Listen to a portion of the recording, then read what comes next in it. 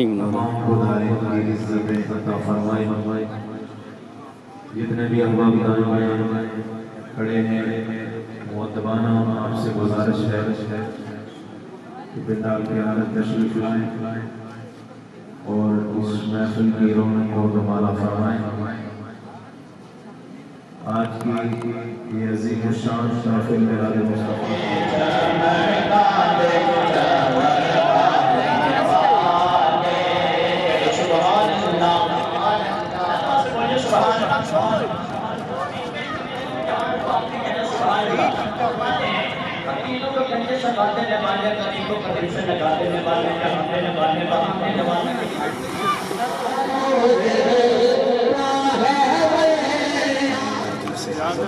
مصطفیٰ السلام علیکم ورحمۃ اللہ وبرکاتہ. آپ کے اس علاقہ چڑوئی میں پہلی مرتبہ حاضری کا شرف و اعزاز نصیب ہوا. اللہ آپ کی محبتیں اپنی بارگاہ میں قبول فرمائے. بارگاہ رسالت مآب صلی اللہ علیہ وآلہ وسلم میں اپنی عقیدتوں کا ارادتوں اور محبتوں کا خراج پیش کرنے کے لیے یہ بابرکت مجلس انعقاد پذیر ہوئی. اللہ اس کی برکت دے. آپ کی روح نازل فرمائے. حضور کا ذکر موسموں کا وقتوں کا اور زمانوں کا محتاج نہیں ہے. آپ کو پتہ تھا کہ ربیع کا مہینہ بیت چکا، اب ربیع الثانی کا چاند طلوع ہو گیا ہے، لیکن حضور کی یادوں کی لو مدہم نہیں ہوئی.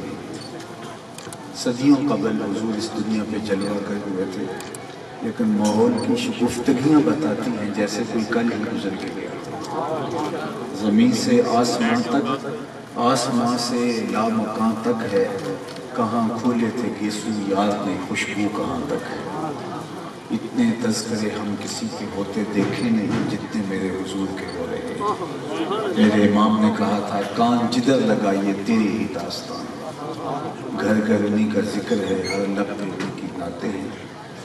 اس مجلس میلاد کو آپ نے منعقد کیا.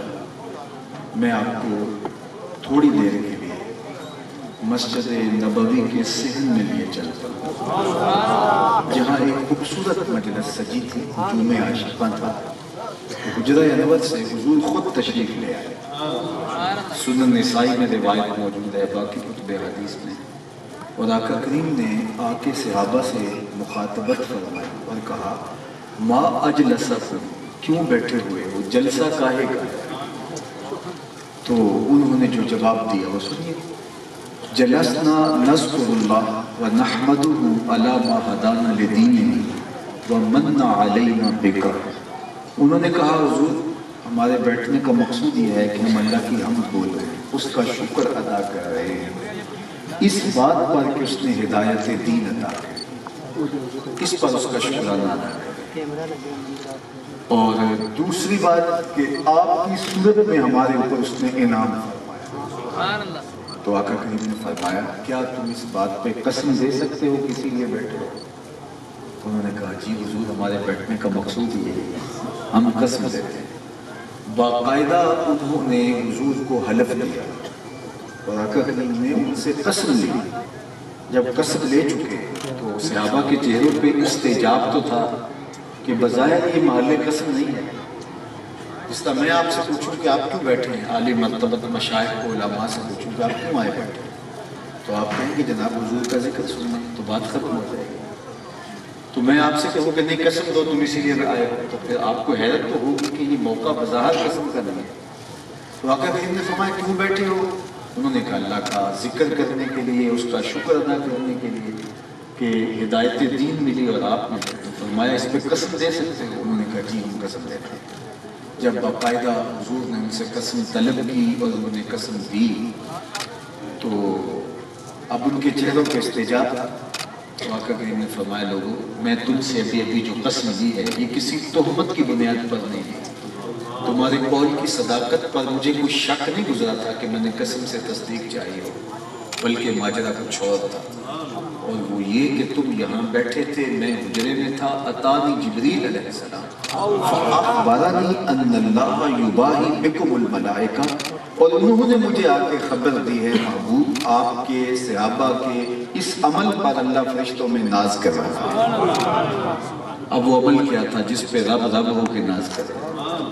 وہ صحابہ مل بیٹھ کر حضور کے آنے پہ اللہ کا شکر ادا کریں۔ اللہ پر اللہ کی رحمتوں سے کوئی بعید نہیں کہ آج کی مجلس میں قبول کر لی جائے، اور اللہ فرشتوں سے فرمائے دیکھو صدیاں بیت گئی، یہ آج بھی بیٹھ کے اس نعمت کا شکر، باقی اس نعمت کے شکرانے کی ادائیگی کا جو حق ہے وہ تو ادا ہی نہیں ہو پاتا۔ یہ ایک دن کی محفل میلاد کیا، میں تو کہا کرتا ہوں ہمارے بدن پہ اتنے بال نہیں ہیں جتنے رسول اللہ کے ساتھ، ہمارا ہر عضو بدن قرض رسالت میں جکڑا ہوتا ہے۔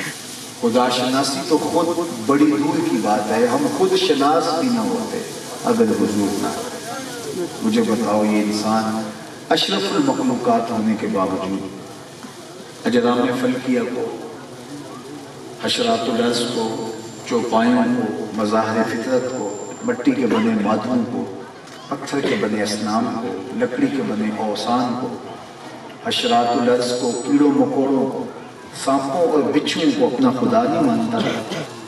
انسان کی تاریخ تو اتنی شرمناک ہے کہ مچھلی پکڑنے کے لیے کیچوا جو لگایا جاتا ہے کانٹے کے ساتھ، ایک زمانے میں یہ بھی انسان کا معبود تھا۔ اس نے جلتی آگ کو اپنا خدا مانا، اس نے بہتے پانیوں کو معبود سمجھا، اس نے چلتی ہواؤں کے آگے پیشانیوں کا تقدس پامال کیا، اپنے ہی ہاتھوں سے تراشیدہ بتوں کے آگے اپنی پیشانی کے تقدس کو پامال کیا۔ یہ تو میرے حضور آئے انہوں نے بتایا یہ تیرے معبود نہیں ہیں، تیری دہلیز کے نوکر ہیں۔ وَالَّذِي خَلَقَ لَكُمْ مَا فِي الْأَرْضِ جَمِيعًا، جو کچھ زمین میں ہے انسان کے لیے تخلیق کیا گیا۔ ان درختوں کو پوچھتا ہے یہ تو تیرے ذوق نظارہ کی تسکین کے لیے پیدا کیے گئے، تجھے چھاؤں فراہم کرنے کے لیے، تجھے آکسیجن دینے کے لیے، تجھے پھل دینے کے لیے، تیرے ایندھن کے کام آنے کے لیے یہ پیدا کیے گئے، تو ان کو معبود سمجھ بیٹھا۔ یہ جانور تیری سواری کے لیے، بال برداری کے لیے، دودھ اور غذائی ضرورتوں کی تکمیل کے لیے پیدا کیے گئے، اور تو ان کو اپنا معبود سمجھ رہا۔ چاند ستارے تیری راہوں میں روشنی اجالنے کے لیے، تیری تسکین نگاہ کے لیے پیدا کیے گئے، اور تو ان کو معبود سمجھ بیٹھا۔ یہ تیرے معبود نہیں تو دیکھ چاند کو پوچھتا ہے، یہ دیکھ انگلی اٹھتی ہے وہ ٹکڑے ہو کے قدموں میں۔ سورج کو پوچھتا ہے، یہ دیکھ اشارہ ہوتا ہے وہ بھاگتا ہوا سر کے وقت پہ۔ درختوں کو پوچھ رہا ہے، جا میں نہیں کہہ رہا تو انہیں کہہ دے تمہیں اللہ کا رسول کو۔ درخت بھاگتے ہوئے قدموں میں سلامیاں دے رہے ہیں۔ اللہ اکبر۔ وہ سڑیاں کھجوراں اگا جان، وہ سڑیاں کھجوراں اگا جان دائے، وہ پتھراں کلمے پڑھا جان، قطرے کو سمندر ذرے کو ستارہ کرتے ہیں، کونین کو خم آ جاتا ہے جب زلف سنوارا کرتے ہیں۔ اب انسان کی آنکھیں کھلی کہ جن کو معبود سمجھ بیٹھا تھا وہ تو میری دہلیز کے نوکر نکلے۔ اے تماشا گاہ عالم روئے تو کجا بہرے تماشا میرے، دنیا تجھے ڈھونڈنے نکلی ہے تو کس کی تلاش میں؟ کائنات کا چرخ تو انسان تیرے گرد گھوم رہا ہے۔ اب اس کی آنکھ کھلی تو اب اس کا لہجہ بدل گیا، اب اس کی بدلی ہوئی ٹون دیکھیے۔ وہ انسان جو پتھروں کو، مٹی کے تودوں کو، اصنام کو، اوثان کو، مادوں کو، حشرات الارض کو، مظاہر فطرت کو، چوپایوں کو، کیڑوں مکوڑوں کو اپنا معبود سمجھتا تھا اور پیشانی کا تقدس ان کے چرنوں میں پامال کرتا تھا، اب اس کا لہجہ بدلا ہوا دیکھیے۔ اب بولتا ہے فرشتہ کہنے سے میری توقیر گھٹتی ہے۔ اب وہی انسان ہے، اب اس کا لہجہ دیکھیے، اب بولتا ہے فرشتہ کہنے سے میری توقیر گھٹتی ہے، میں مسجود ملائک ہوں مجھے انسان رہنے کا خبردار مجھے فرشتہ کہا، فرشتوں کی پیشانیاں تو میرے لیے جھکتی رہی۔ اب اسے آگہی ہوئی اپنے آپ سے، کانپتا ہے دل تیرا اندیشہ طوفان سے کیا، ناخدا تو، بحر تو، کشتی بھی تو، ساحل بھی، دیکھ آ کر اونچائے جا کے گرے بامیں کبھی، کیس تو، لیلا بھی تو، صحرا بھی تو، مامن بھی تو، وائے ناکامی کہ تو محتاج ساکی ہو گیا، میں بھی تو مینا بھی تو مستی بھی تو حاصل بھی آہ کس کی جستجو آوارہ رکھتی تھی تجھے راہ تو رہرو بھی تو رہبر بھی تو منزل بھی بے خبر تو جوہر آئینہ ایام ہے تو زمانے میں خدا کا آخری پیغام اسے سمجھیا بھائی کہ میں ہوں کون اور میری شناخت کیا ہے اسے اپنے آپ سے ملاقات تب ہوئی جب حضور کی دہلیز تک پہنچا ورنہ اندھیرے میں ظلمت میں تھا میں آپ کو کہتا ہوں یہ آپ کی تو ہمسائیگی میں انڈیا بستا ہے پی ایچ ڈی ڈاکٹر ہے کتنی بڑی بھاری بھرکم ڈگری لیکن بدھ کے آگے ہاتھ جوڑے کھڑا ہے اس کی عقل و بینش اس کا فہم و ادراک اس کی اتنی بھاری بھرکم ڈگری اسے نہیں بتا رہی کہ جو بدن پہ بیٹھی مکھی بھی نہ اڑا سکے وہ میری ضروریات کا کفیل کیسے ہو سکے لیکن ہاتھ جوڑے کھڑا ہے دوسری جانب M B B S doctor ہے اور گائے کے پیشاب کو تبرک سمجھ کے چسکیاں لے کے پی رہا ہے اس کی طب نے کچھ نہیں بتایا اس کی طبع میں کوئی نفاست نہیں ہے کہ اس کے تعفن سے اس کو وحشت ہوتی ہے اور میں ایک دیہات سے تعلق رکھتا ہوں میں نے اپنے گاؤں کی مسجد کی ٹوٹیوں پر ایک بچے کو پانچا مل مل کے دھوتے ہوئے دیکھا تو اس نے پانی زیادہ کھولا تھا تو میں نے جھڑکنے کے لہجے میں کہا کہ تم نے اتنا زیادہ پانی کھولا تو وہ لجاجت بھرے سے لہجے سے مجھے جواب دیتا کہ حضرت میں گلی سے گزر رہا تھا تو کسی جانور کے پیشاب کا چھینٹا میرے پاؤں پہ پڑ گیا تو میں اسکول جا رہا ہوں وہ 6-7 سال کا بچہ ہوگا میں حیرت میں ڈوب گیا کہ اس ڈاکٹر کو تو سمجھ میں نہیں آیا اس 7 سال کے بچے کی کیسے سمجھ میں آیا وہ کوئی درس نظامی کا فارغ التحصیل نہیں تھا کہ اس نے نجاست غلیظہ و خفیفہ کے احکام پڑھے وہ 7 سال کا دوسری کلاس کا بچہ ہوگا اور پانچے کے اوپر پڑے ہوئے جانور کے پیشاب کا غیر مرئی چھینٹا بھی گوارا نہیں تو اندر سے آواز آئی وہ ڈاکٹر ہے لیکن اس کے ہاتھ میں دامن میرے حضور کا نہیں اور یہ ہے بچہ لیکن ماں نے گھٹی میں پیاری حضور کا ڈال دیا اس لیے تقدس اس کی روح تک اتر گیا نہ خرد کی روشنی تھی نہ جنوں کی آگے تھی تیری رہبری سے پہلے یہ جہاں جہاں نہیں زندگی کا سارا نور سارا شعور سارا جمال حضرت انسان کو ملا ہے تو میلاد والے رسول کی چوکھٹ سے ملا میں کہتا ہوں کہ ہمارا بدن ہمارے بدن کا ایک گروہ ایک ایک بال زبانیں بن جائیں اللہ کا شکر ادا نہ کر سکیں حضور کی صورت میں جو انعام نصیب ہوا انسانیت کا لڑکا ہوا قافلہ آج کس گڑے میں ہوتا اگر حضور نہ آتے یار جو اپنی بیٹیوں کو اپنے ہاتھوں سے پکڑ کے ریت میں دبا دیتے اگر کوئی راستے میں روکنے والا نہ ہوتا تو آج انسانیت کہاں ہوتی جو غلاموں کو جانوروں سے بھی بدتر سمجھتے تھے اگر غلام کی آزادی کا مردہ جاں فضا نہ دیا گیا ہوتا تو آج انسان کا کس طرح غلام ہوتا اور کیا حالت ہوتی عکاس کے میلے میں 3 حقیقی بیٹوں نے اپنی ماں کو فروخت کیا تاریخ بتا دیا یزدگر دوم نے اپنی سکی ہمشیرہ سے نکاح کر یہ تاریخ ہے قرآن کہتا ہے فَذَلِكَ الَّذِي يَدُعُ الْيَتِيمِ یہ یتیم کو دھکے دیتے یتیم کو کھانا تو دے دیتے تھے لیکن اس کو عزت نہیں دیتے دھکے دیتے جس معاشرے میں بیٹی زندہ درگور کر کے باپ فخر کر رہا اس معاشرے میں ایک آواز بلند ہوتی جو شرق سے غرب تک سنی گئی شمال سے جنوب تک سنی گئی فرش پہ بھی سنی گئی عرش پہ بھی سنی گئی وہ آواز 14 صدیوں کے فاصلے سے آج بھی ہمارے کانوں میں گونج رہی ہے جب بیٹیوں کو زندہ درگور کر کے فخر کیا جا رہا تھا آواز کیا آتی ہے لوگوں سن لو میری فاطمہ میرے جگر کا ٹکڑا یہ صرف کلمہ محبت ہی نہیں ہے یہ اس ظالمانہ سماج کے خلاف اعلان جہاد ہے بتایا کہ بیٹی کیا ہوتی ہے جو 2 بیٹیاں یا 2 بہنیں اللہ کی رضا کے لیے پروان چڑھائے اور خدا کی رضا کے لیے ان کا نکاح کرتے فرمایا وہ میرے ساتھ جنت میں ہوگا ایک صاحب پوچھتے ہیں حضور اگر کسی کی 2 بیٹیاں نہ ہوں ایک ہو تو کہا اس کو بھی یہ احساس ملے گا۔ کہاں بیٹی زندہ درگور ہو رہی ہے اور کہاں جس کی ایک بیٹی ہے وہ آرزو کر رہا ہے کاش کہ میری بھی 2 بیٹیاں ہوں۔ یہ تھا حضور کا لایا ہوا نظام۔ کہاں یتیم کو دھکے دیے جا رہے ہیں اور کہاں یہ کہا جا رہا ہے انا وکافل الیتیم کہاتین یوم القیامہ، میں اور یتیم کو کی کفالت کرنے والا قیامت کے دن ایسے نیڑے ہوں گے جس طرح یہ دو انگلیاں تھیں۔ میں آپ سے ایک سوال پوچھتا ہوں، جس زمانے میں میرے حضور تشریف لائے، اس زمانے میرے حضور جب تشریف لائے، میرے آقا و مولا حضور ختم المرتبہ، تو حضور نے ایک جملہ ارشاد فرمایا، اس کائنات میں سب سے، آپ سے سوال کرتا ہوں، سب سے اچھا گھر کون سا ہے؟ میں آپ سے پوچھوں سب سے اچھا گھر کون سا ہے؟ تو آپ کہیں گے جو اونچی پہاڑی پر ہو تاکہ تازہ ہوا مل سکے۔ کسی نے کہا نہیں، جو کسی چشمے کے قریب ہو تاکہ تازہ پانی دستیاب ہو سکے۔ کسی نے کہا جناب تھوڑا سا وادی میں نیچے اتر کے ہو تاکہ زندگی سہل ہے، پہاڑ پہ چڑھنے کی نوبت نہ آئے۔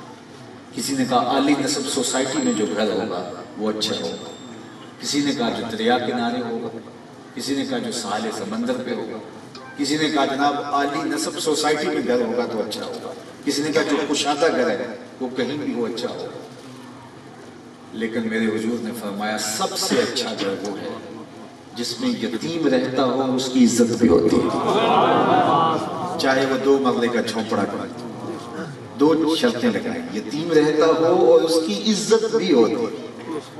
وہ 2 مرلے کا جھونپڑا چاہے وہ لکڑیاں جوڑ کر بنایا گیا وہ شاہی محل سے بھی افضل ہے۔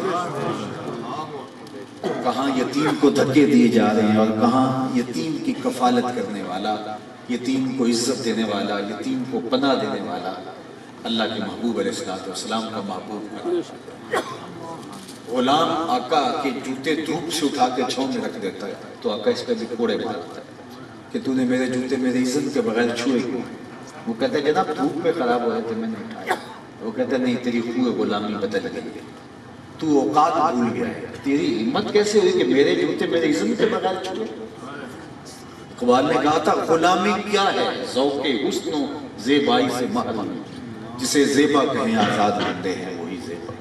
بھروسہ کر نہیں سکتے غلاموں کی بصیرت پر کہ دنیا میں فقط مردان حر کی آمد ہے۔ غلام آقا کے جوتے دھوپ سے اٹھا کے چھاؤں میں رکھنے کی صلاحیت بھی نہیں رکھتا اجازت کے بغیر، اس کی یہ اوقات بھی نہیں ہے۔ اور میرے حضور معراج سے واپس پلٹتے ہیں اور بلال حبشی کو بلا کے بولا تو کون سا نیک عمل کرتا ہے؟ میں نے جنت میں تیرے قدموں کی آہٹ سنی۔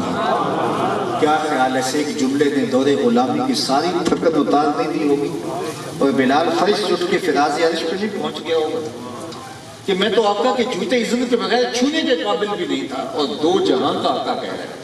اللہ اکبر۔ اور اسی تعلیم کا نتیجہ ہے جب داریہ سے واپس آئے تو امیر المومنین حضرت عمر رضی اللہ تعالیٰ عنہ بلال حبشی کے کالے رنگ کو چوم کے آنکھوں سے لگا کے بولتے ہیں یا بلال انت سیدنا و مولانا، اے بلال تو ہمارا آقا بھی لگتا تو ہمارا مولا بھی لگتا۔ اللہ اکبر۔ غلاموں کو یہ عزت پستی سے اٹھا کے انہیں سریا تک پہنچا دیا گیا، غلاموں کو یہ مقام کہ اس کو عزتوں سے نواز دیا گیا، تو یہ کس نے عزت دی؟ جواب آئے گا میلاد والے رسول نے۔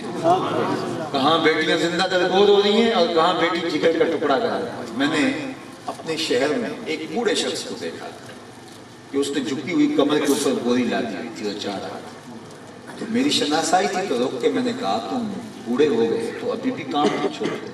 تو اس کا لہجہ آج تک میں مجھے، اس نے شہادت والی انگشت یوں کھڑی کی اور اس کی آنکھوں میں نمی تھی اور مجھے کہنے لگا حضرت ابھی ایک بیٹی رہتی ہے جس کی میں نے شادی کی۔ میں نے کہا یہ باپ تو زندہ درگور کرتا تھا، آئیے جھکی ہوئی گردن پہ بوریاں لاتا ہے، آج یہ فیکٹری میں اوور ٹائم لگا رہا ہے بھائی کہ میں نے بہن کے ہاتھ پیلے کر دیں، آج بیرون ملک مشقتیں کاٹ رہے ہیں کہ ہم نے بیٹیوں کی شادی کرنی، آج پتھر ٹوٹ رہے ہیں کہ ہم نے بیٹیوں کی بہنوں کی شادی کرنی۔ یہ تو زندہ درگور کرتے تھے۔ ان کے سینے میں بیٹی کا بہن کا پیار کس نے ڈالا؟ جواب آیا میلاد والے رسول۔ ایک دن کے میلاد سے صاحب و حق ادا نہیں ہوگا، ساری زندگی اس نبی کے نام لگانی پڑے گی۔ دعا کریں کہ ہم حضور کی اتباع کے دائرے میں ایسے آئیں کہ ہم دور سے چلے آ رہے ہوں، لوگ پہچان کے کہیں وہ دیکھو حضور کا غلام۔ میرے استاد فرمایا کرتے تمہیں بتانا نہ پڑے کہ ہم مسلمان ہوتے ہیں، یہ دیکھو مذہب کے خانے میں اسلام لکھا ہوا ہے۔ آپ فرمایا کرتے تھے تمہاری وضاحت ایسی ہو تم دور سے آ رہے ہو، لوگ پہچان کے کہیں وہ دیکھو حضور کا غلام۔ اور میں کہا کرتا ہوں کہ تم دور سے آ رہے ہو تو پتہ چلے حضور کا غلام ہے، لیکن جب کسی کے نیڑے ہو تو پھر بھی اسے پتہ چلے کہ حضور کا غلام۔ یہ نہیں کہ کسی کے نیڑے ہو جاؤ، کسی سے کاروبار کر لو، کسی سے رشتہ داری کر لو، کسی کی ہمسائیگی میں گھر بنا لو، کسی سے قرض لے لو تو پھر پتہ چلے ہو یہ دور سے تو عاشق لگتا تھا، دور سے تو اچھا بھلا مسلمان لگتا تھا، لیکن نیڑے ہوئے تو اچھا نہیں۔ اس کے لہجے میں یوں تو برف تھی، لیکن جو چھو کے دیکھا تو ہاتھ جل گئے۔ ایسا نہیں کہ دور دور سے بھلا بھلا مسلمان اور قریب آ کر کے دیکھا تو کچھ اور نکلا، نہیں، جب تمہیں کوئی دور سے دیکھے تو کہے واہ حضور کے غلام ایسے ہوتے ہیں، اور جب کوئی تمہارے نیڑے لگے تو مصطفیٰ پہ درود پڑھنے پہ مجبور ہو جائے کہ جس نبی کا یہ امتی ہے اس نبی پہ درود بھی ہو، اس نبی پہ سلام ہو، ہمارا رویہ لوگوں کے اسلام کا دائی بن جائے۔ میں آپ کو بتاؤں تقریریں اثر انداز میں اتنی ہوتی ہیں جتنا کردار اثر انداز۔ ہمارا زور آج کل تو زیادہ تقریروں پہ ہی ہے، 6 گھنٹے تقریر کریں گے، لیکن 6 گھنٹے کی تقریر کے بعد بھی دامن جھاڑ کے لوگ چلے جائیں۔ تقریر بھی وہی دل میں اترتی ہے جس کے پیچھے کردار کا ضرورت۔ فارسی والے کہتے ہیں دل خیزت بر دل ریزت، جو چیزیں دل سے نکلتی ہیں دل میں وہی اترتی ہیں، ورنہ کانوں سے ٹکرا کے فضاؤں میں پھیل جاتی ہے۔ تو وہی بات دل پہ اترتی ہے، دل پہ دستک دیتی ہے جو دل سے نکلتی ہے۔ اس لیے مجھے اور آپ کو اپنے کردار کو خوبصورت بنانا ہو، اور آقا کریم کی محبت کا تقاضا ہم سے یہ ہے کہ ہم حضور کے بتائے ہوئے اسلوب حیات کے مطابق زندگی گزاریں۔ انہوں نے جو حکم دیا اس سے ہم سب پھیر ہی نہ جائیں۔ یاد جو محب ہوتا ہے، حکم تو بڑی دور کی بات ہے، محب تو محبوب کی منشا پا لیتے ہیں کہ محبوب چاہ کیا ہے۔ مدینے کی ایک گلی سے حضور گزرے تو ایک گھر بن رہا تھا، جس طرح کا طرز تعمیر حضور پسند نہیں کرتے، تو آقا کریم نے پوچھا کہ یہ گھر کس کا ہے؟ تو لوگوں نے بتایا فلاں انصاری سے آدمی کا۔ حضور گزر گئے، کچھ کہا نہیں۔ کسی نے اس انصاری کو جا کے بتایا کہ حضور گزرے تھے، تیرا گھر دیکھا تھا، پوچھا تھا، ہم نے بتایا تھا، لیکن حضور کے چہرے پہ کوئی پسندیدگی کے آثار نہیں آئے۔ 2 4 5 دن کے بعد حضور علیہ السلام کا دوبارہ گزر ہوا تو وہاں ملبے کا ڈھیر پڑا ہوا تھا۔ تو آقا کریم رکے اور فرمایا اس شخص کو بلایا گیا، کہا میں گزرا تھا، یہاں تیرا گھر دیکھا تھا، آج ملبے کا ڈھیر ہے، کیا ہوا؟ عرض کی میں نے گرا دی۔ فرمایا کیوں؟ عرض کی سنا تھا آپ کو پسند نہیں، سنا تھا آپ کو پسند نہیں، میں اور آپ دیکھیں ہمارا کیا کیا حضور کو پسند ہے، سر سے لے کر پاؤں تک ہمارا کیا کیا حضور کو پسند ہے، عقیقے سے لے کے ولیمے تک ہمارا کیا کیا حضور کو پسند نہیں، کاروبار سے لے کر کے امور سیاست تک ہمارا کیا کیا حضور کو پسند ہے، گھریلو زندگی سے لے کر کے کاروباری زندگی تک ہمارا کیا کیا حضور کو پسند ہے۔ حضور علیہ السلام تشریف فرما تھے تو ایک صاحب آئے، انہوں نے حضور سے سلام لیا، آقا نے رخ پھیر لیا، تو وہ سمجھے کہ اچانک اتفاقاً ایسا ہو گیا، تو جدھر حضور نے رخ پھیرا ادھر سے جا کے سلام کیا، تو حضور نے پھر رخ پھیر لیا، سمجھ گئے کہ حضور ناراض ہیں، لیکن یہ نہیں سمجھ پا رہے تھے کہ ناراضگی کی وجہ کیا۔ ہمیں تو ناراضگی کی وجہ معلوم نہ ہو تو خود ناراض ہو جاتے ہیں، کوئی بڑا بزرگ استاد مرشد مربی ہم سے ناراض ہو جائے، ہمیں پتہ نہ ہو وجہ کیا ہے تو ہم وجہ معلوم کرنے کے بجائے خود الٹا ناراض ہو جاتے ہیں۔ ہم تو استادوں کے استاد ہیں، ہم تو پیروں کے پیر ہیں، ہم تو باپ سے بھی بڑا بننے کی کوشش کرتے ہیں۔ اس صحابی نے کہا کہ میں تو ایک عرصے کے بعد آیا ہوں، مجھے نہیں سمجھ، آپ کچھ بتا سکتے ہیں کہ حضور کی ناراضگی کا سبب کیا ہے؟ انہوں نے غور کیا، کہا تو نے سونے کی انگوٹھی پہن رکھی اور حضور اس کو حرام قرار دے چکے، آتش دوزخ کا انگارہ حضور نے قرار دیا، شاید حضور کی ناراضگی کا سبب یہ۔ مرد کے لیے چاندی کی ایک انگوٹھی اور وہ بھی 4.5 ماشے سے وزن میں کم شریعت نے جائز رکھی، 4.5 ماشے کا وزن پورا ہو جائے یا 4.5 ماشے سے کم وزن کی 2 انگوٹھیاں ہوں تو جائز ہے، 1 انگوٹھی اور وہ بھی 4.5 ماشے سے وزن میں کم. باقی چاندی کی، سونے کی یا اس سے زائد چاندی کی شریعت نے جائز ہے. یہ عورتوں کا کہنا ہے، عورتیں ہی پہنے، مرد کو زینت نہیں چاہیے. تو کہا کہ حضور سونا مردوں کے لیے حرام قرار دے چکے ہیں اور تیرے ہاتھ میں سونے کی انگوٹھی، ہمیں لگتا ہے ناراضگی کا سبب یہ ہوگا. اس نے آگے بڑھ کے انگوٹھی اتار کے حضور کو پیش کرتے ہوئے کہا حضور اس وجہ سے ناراض تو نہیں، یہ رہے. آقا کریم نے یوں انگوٹھی پکڑی اور یوں پھینک.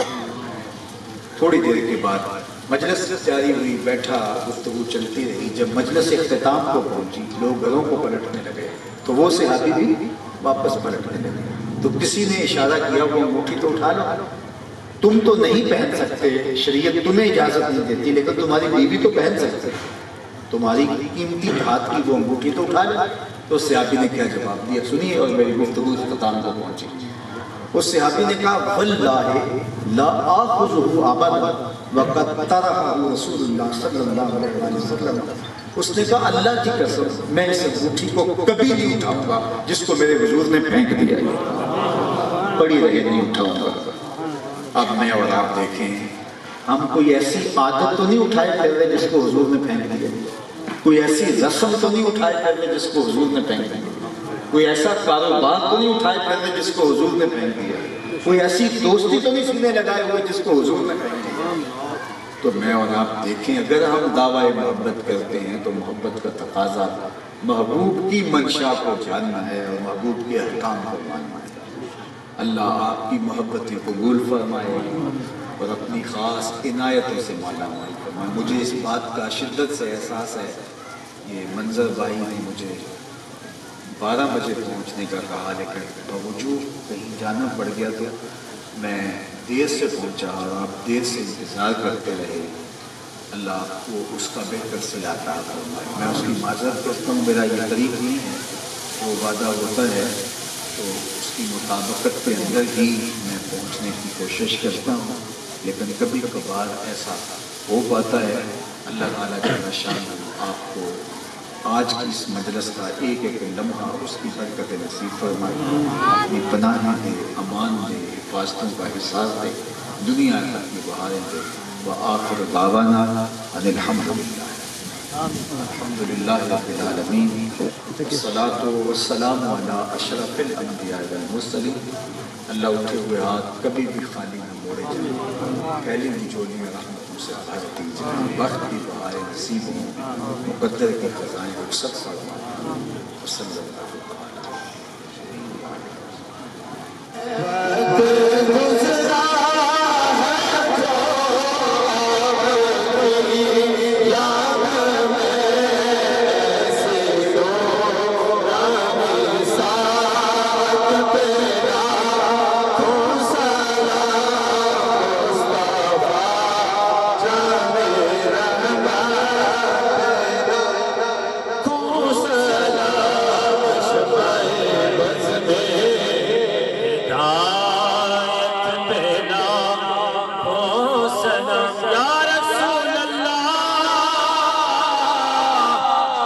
زندگی کا جب آخری لمحہ ہو،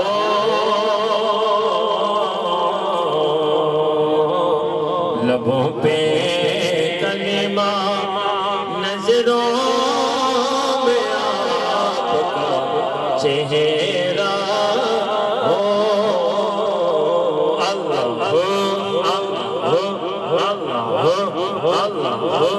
اللہ حضرات، گزارش ہے کہ نماز ظہر آپ سب نے پڑھنی ہے، جماعت کے ساتھ پڑھنی ہے. جہاں بھی اگر ایک صاف نہیں ہے تو مسجد میں جا کے جماعت کے ساتھ نماز پڑھنی ہے. اللہ سب کی حاجیاں قبول فرمائے، آمین یا رب العالمین. اللہم صلی علی سیدنا و مولانا محمد عدد ما فی علم اللہ صلاۃ دائمۃ بدوام ملک اللہ.